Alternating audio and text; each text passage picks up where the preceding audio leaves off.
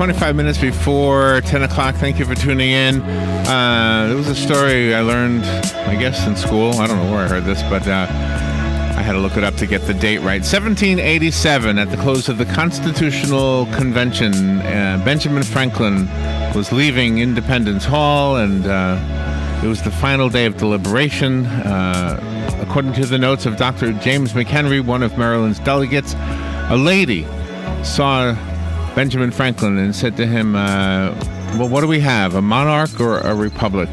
And he said, a republic if you can keep it. And those words, if you can keep it, have always been something we needed to wonder, how will we ever screw this thing up and keep everything we've got? And every time we have somebody in office who, I don't know, you want to say divides the country, but it seems like we're always divided anyway, at least in my lifetime. But anyway, we have here a book, and I want to tell you about the book. It is written by it is partly written by our guest, I should say.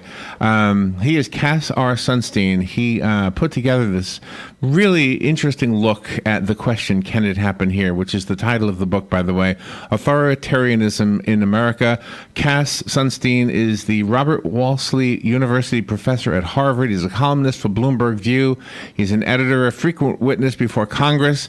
So many credentials, and he got together with some other experts in the field of democracy and our country and asked them that very question: could we mess this up? I'm paraphrasing, of course. Cass Sunstein, good morning, sir. What an honor to have you on our show. Pleasure to be here. Thank you. And where are you calling from?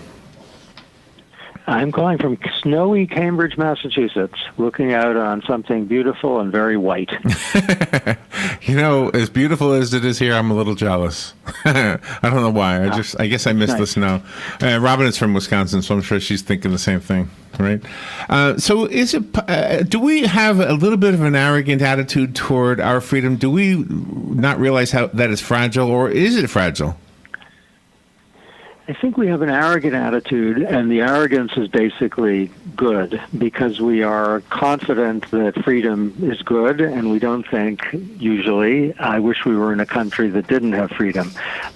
Sometimes we're complacent about our freedom, meaning we don't think that it's at risk, and I think this is your point, even though history tells us that even in our own country, what's the right word, crap happens. Yeah, right. That does happen, yeah. And so far, we've been able to clean ourselves off, though, when it has happened. Yes, though often the cleaning happens after something terrible has happened to actual people, where kind of the 20th century example is the internment of many Japanese Americans on the West Coast who were locked up, and we do think of that as a disgrace, and the fact that we have it as kind of a bad moment in our history as a safeguard against this happening again. But those people lost important years of their lives.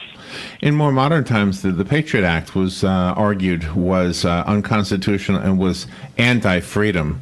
But at the same time, there was the argument that was the way we could find out if we had people getting ready to fly more planes into buildings. Completely. So I should say that I'm generally a fan of the Patriot Act. So even though I'm, very much in favor of changes that would increase civil liberties and privacy, some of the changes that we've seen, moving in that direction was on balance a good idea. We need to be able to know whether people are plotting against us. But some of the things that were in the Patriot Act weren't such good ideas, and Congress has recently changed them so as to give people more assurance that if they're talking on their phone with their friends, the government isn't listening in. The yin and yang example in this world right now is North Korea and South Korea. It seems like those are the perfect examples of what we could be and what we should be. Completely. And the fact that South Korea has emerged as a, by and large democratic nation of the sort that we approve is testimony to the fact that even though democracies may be kind of fragile, they can also be birthed and do well under very challenging conditions. A kind of other opposition to the South Korean mostly good example, other than the horrific example of North Korea, is Turkey, which in recent times has fallen from a democratic path to an authoritarian path. Yeah. And this is not very likely in the United States, but as your examples show, we can have, let's say, baby authoritarianism, that is little movements in that direction.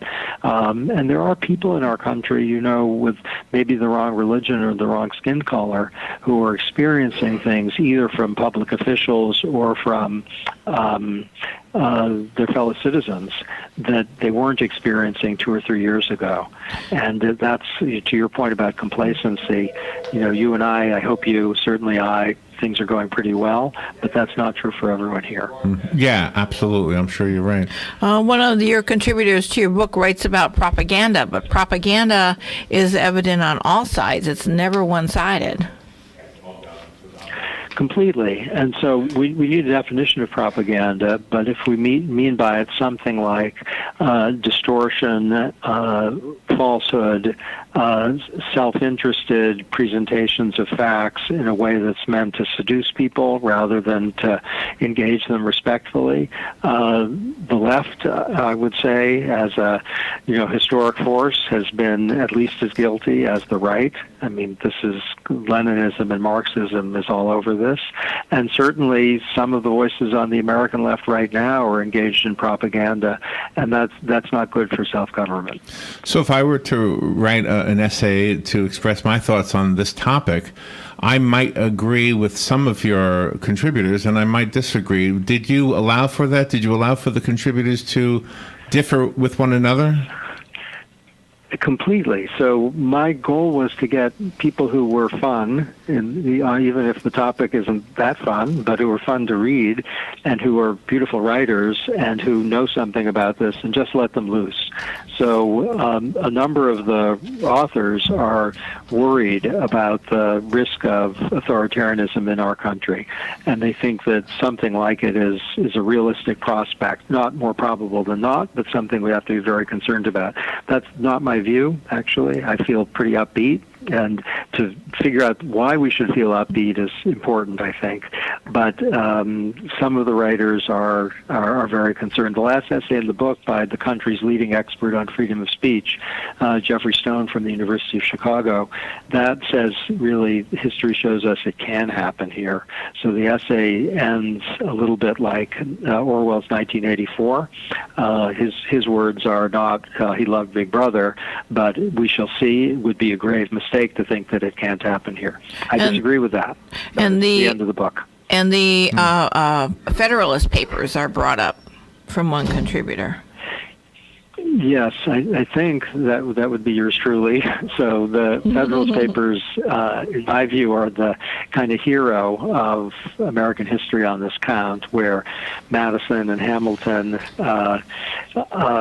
really anticipated the risks of authoritarianism, and both of them had the British king very much in mind and wanted to hem in a potentially authoritarian leader. And I think they gave, this fantastic explanation of how the constitutional order was a safeguard against authoritarianism, and they were really speaking to the people who were afraid, what have you given us, a monarchy, as someone asked Franklin, and they said, no, a republic, if you can keep it. You're right. I think here in Florida we had an example of that in a recent decision up in our legislation, statewide anyway, where there was a mandate that all schools would post the words "In God We Trust." Those who loved that idea didn't see it as authoritarian in any way. Those who were opposed to it felt like it was a mandate that smelled like authoritarianism. Isn't that interesting? Yes, I think so. And, I feel for both sides on this, that the words are on our currency, and they have a long history in our country, and many people think it's, a foundation for not only their lives, but for our system. And then many other people think, I may believe that, or I may not, but it's not for the government to... Right. Oh, did you go? Oh, that's right. He had a 10. I'm sorry. All right. Let me. I apologize to his publicist. That was Carl Sunstein. The book is called Can It Happen Here? It's kind of interview that you wish could have been longer, and it's my fault that we didn't wrap it up when I should have. I found the book on Amazon.com, and I think... Oh, I don't have a website for him other than the HarperCollins website. Anyway, Can It Happen Here? Cass Sunstein, in your absence, let me thank you for being on the show with us and giving us a great conversation. All right, we will take a little break. We'll be right back. This is The Source, WOCA.